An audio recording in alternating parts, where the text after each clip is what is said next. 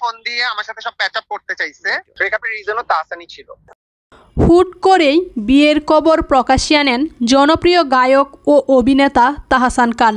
জানান makeup artist রোজা আহমেদের সঙ্গে বিবাহ বন্ধনে আবদ্ধ হয়েছেন তিনি। দুই পরিবারের উপস্থিতিতেই ঘরোয়া আয়োজনে সম্পন্ন হয়েছে তাদের বিবাহ। তবে তাহসান জানানোর আগেই নবদম্পতির ছবি ভাইরাল হয়ে যায় নেট দুনিয়ায়, যা ভক্তমহলে তুমুল ঝড় তুলে। সবাই শুভেচ্ছা জানান তাহসান ও তার স্ত্রীকে। এত শুভেচ্ছা বার্তার মাঝে কেউ কেউ আবার অভিযোগের তীরও ছোড়েন রোজার দিকে। সামনে আনা হয় রোজার ফেলে আসা অতীত। সামাজিক যোগাযোগ মাধ্যমে অনেকেই জানিয়েছেন রোজার বাবা ছিলেন একজন শীর্ষ সন্ত্রাসী। বরিশাল নগরীর বাসিন্দা ফারুক আহমেদ ওরফে পানামা ফারুক, যিনি র্যাবের সঙ্গে বন্দুকযুদ্ধে নিহত হন 2014 সালে। এরপর সামনে আসে রোজা আহমেদের প্রাক্তন প্রেমিক ফায়েজ বেলালের নামটিও। গণমাধ্যমে প্রাক্তন প্রেমিককে নিয়ে কথাও বলেন তিনি। প্রাক্তনের অভিযোগ, প্রেমিকার সঙ্গে তার 9 বছরের সম্পর্ক ভেঙে গেছে তাহসানের কারণে। শুধু তাই নয়, প্রেমিকের কাছ থেকে 15 লাখ টাকাও নিয়েছেন রোজা, যা ছিল তার বিদেশ যাওয়া নিয়ে। ফায়েজ বেলাল আরও বলেন, আমাকে তো 9 বছরের টাকা দিয়ে চলে গেছে। তার বিদেশ যাওয়ার সময় 15 লাখ টাকার মতো আমার কাছ থেকে নেওয়া হয়েছে।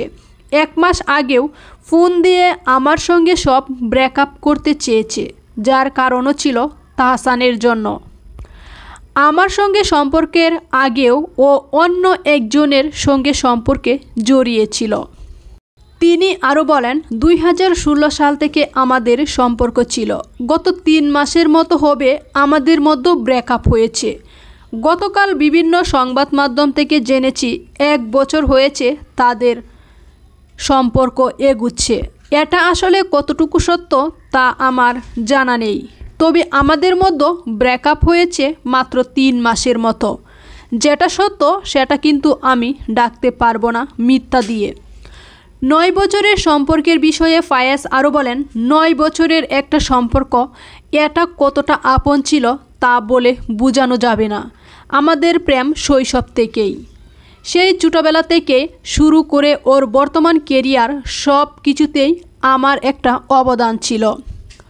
অভিযোগ তুলে তিনি আরও বলেন, আমি প্রতারিত। তারা বিয়ে করেছে, এর জন্য আমি মোটেও ব্যথিত না, কারণ আপনার তো বিষয়টি এখন জেনেছেন, আর এজন্যই আমাদের সম্পর্কটা ব্রেকআপ হয়েছে। আমি প্রতারিত। তিনি জানান, রোজা আহমেদ SSC পাস।